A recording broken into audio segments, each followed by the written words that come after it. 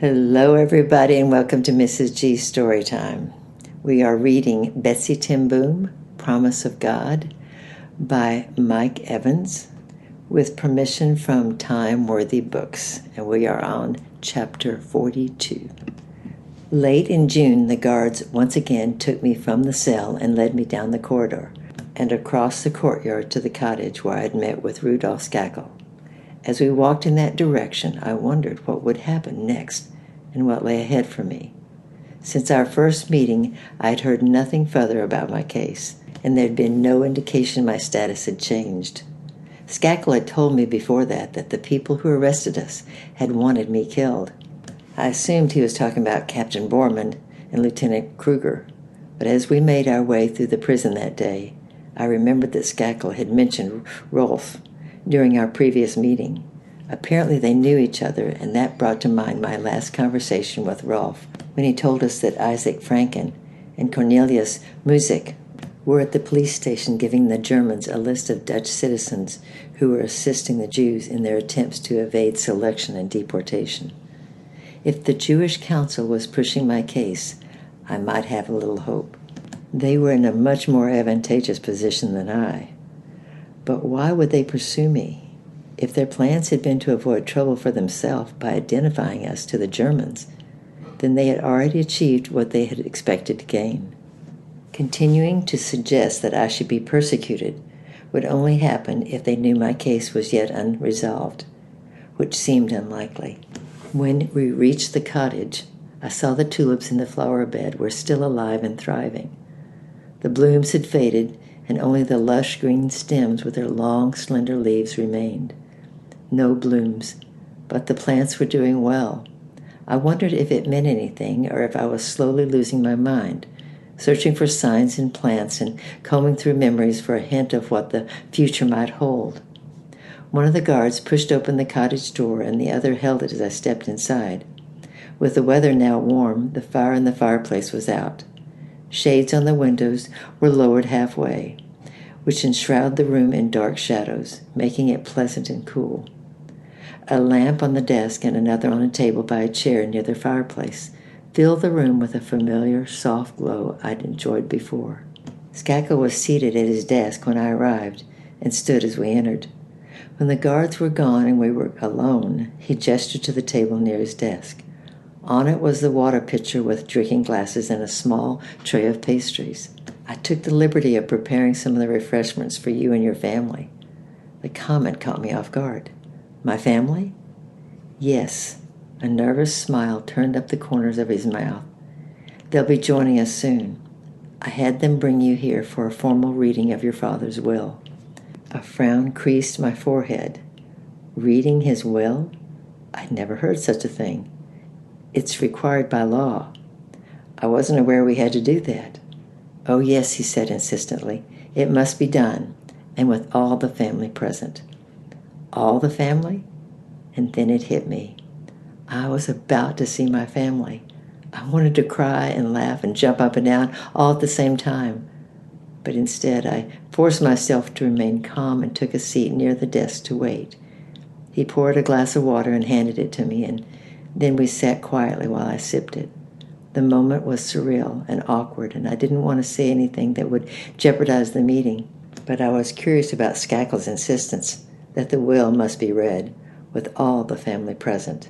Something about the look in his eye made me wonder if it wasn't all just a ruse on his part. A few minutes later, the door opened. Noli entered, followed by William, Tien, Flip, and Alphonse van Gils, a notary from Haarlem. I set the glass aside and reached for Noli, wrapping her in my arms and squeezing her close. William just stood there watching for a moment until I reached for him and pulled him to us. Then Tien and Flip joined us, and the crying started as we all sobbed. Finally, William pulled away and wiped his eyes. As I untangled my arms from Noli's neck, I noticed William was jaundiced. I asked about his health, and he said he'd picked up something while he was in prison. The doctors weren't sure what it was, but they hoped to run a few tests. I could tell by the way he spoke that he didn't hold out much hope for a successful medical treatment. I opened my mouth to ask Kik when the door opened again, and Corey entered. Before she was 2 steps inside the doorway, we fell upon her as one, and the crying started all over again. Meanwhile, Van Gels seemed a little befuddled about the necessity of his presence and the requirement of a formal reading of the will. While Corey, Noli, William, and I visited, he kept saying, "I'm not sure why you need me for this." But each time he said it, Skakel reminded him that it had to be done. With Skakel as a magistrate, Van Gils had little choice but to acquiesce, though he did so with a weary eye. I think he was worried that they might keep him at the prison if he didn't cooperate. After a few minutes, Skakel reminded us of the water and the pastries, and then excused himself for a moment and asked Van Gils to join him outside for a word. When the door closed behind them, we were alone. Corey and I grabbed a pastry and hungrily devoured it. Then I remembered Kik again and asked about him. "He's missing," William replied. "The Germans captured him a few weeks ago when he was helping a downed Ally pilot reach the North Sea. We aren't sure where he is." "You know for a fact he was captured?" "The American Red Cross sent us a message." "The Americans?" "Yes. Apparently the man he was helping was one of their pilots." "They got the pilot too?" "No. From what I understand, the pilot made it off safely and was picked up by a boat. Kik was returning from the coast when the Germans nabbed him. Then they might have been picked up for one of their work conscriptions. I wanted to give him something, and I hope was all that I had. Consignments to a work detail in Germany was much better than confinement in a concentration camp." "Perhaps," William said, "but the Americans seemed to think he was sent to a prison of war camp in Germany." There was nothing more I could offer by way of consoling him, except to give him a hug, which I did. Then we moved on to discuss the reason we were there, and I talked about details surrounding Papa's death. William took a seat in a chair by a desk, and Noli answered my question. "He became sick in his cell just a few days after we arrived here," she explained. "They took him to the hospital at The Hague, but there was no bed available, so they left him on a cot in the corridor. The hospital was overrun with sick and wounded, and somewhere in the confusion he was separated from his medical records. No one was even aware that he was there until an orderly found him the next morning, but by then he was dead. He died lying on a cot in a hallway." The grief that I had suppressed when Skakel told me of Papa's death earlier now overwhelmed me. Unlike before, this time I had no desire to block the memories that filled my mind. In quick succession, I saw him seated at his desk, loupe on his eye, his head bent over a watch. He told me once when I asked about a bill he forgot to send, "Working on a watch is a pleasure and a joy mere money could never equal." He was not given to obvious displays of emotion, but he communicated his love and affection in unmistakable ways.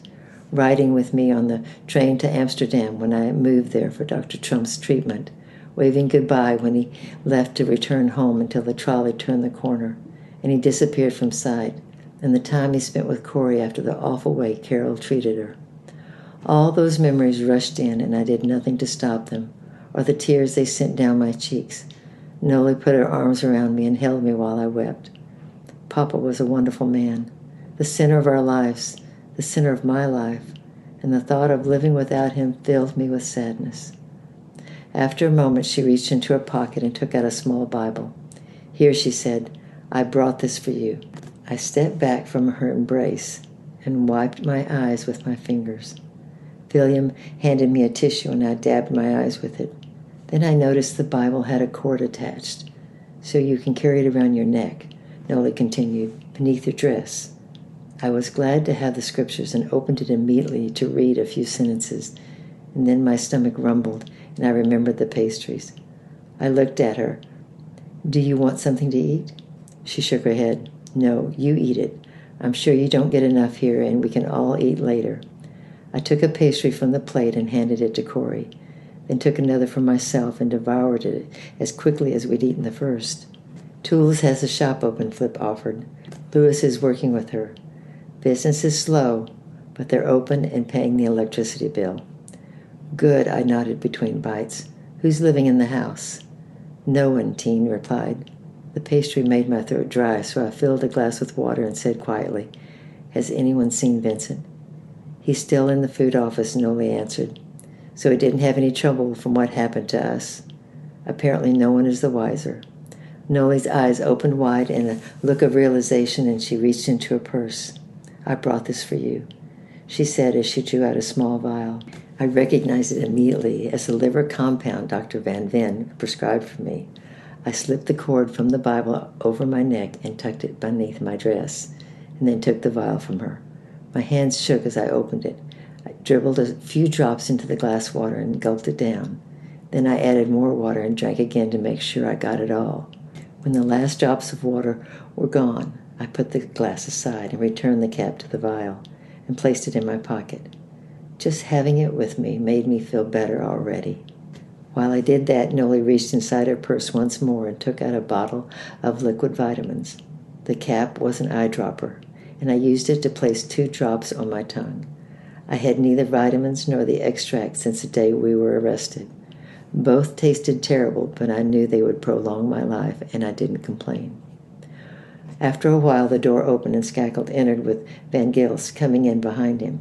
We turned to face him, and Skakel said quietly, "I suppose we should get on with the reading of the will." Van Gils reached inside the pocket of his jacket and took out the document. We all stood silently as he read. I already knew what was to happen. The watchmaking business and all its equipment went to Corey, and she and I were to have the privilege of living in the house as long as we wanted. After we were both dead, it was to be sold, and the money divided between Noli and William or their children. Papa's meager saving was to be split 4 ways. Reading the document took less than 10 minutes. When we were finished, William prayed, giving thanks for Papa and asking that Corey and I would be swiftly released. And then we said goodbye, and they departed. After they were gone, Corey and I ate one more pastry together while we waited for the guards.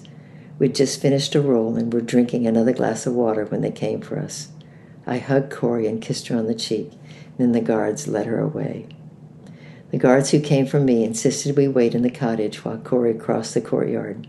We stood near the desk, trying not to stare at each other as time passed slowly.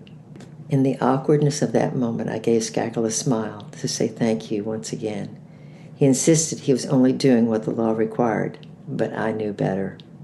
He had concocted the reading as a pretense to give our family a few minutes together, for which I was grateful throughout the remainder of my life. Well, that's the end of chapter 42, and next week we'll have 43. I hope you're enjoying this, and I hope it's blessing your heart and just seeing how believers conduct themselves in the power of the Lord Jesus Christ. And I love you. I'm praying for you, and bye-bye for now.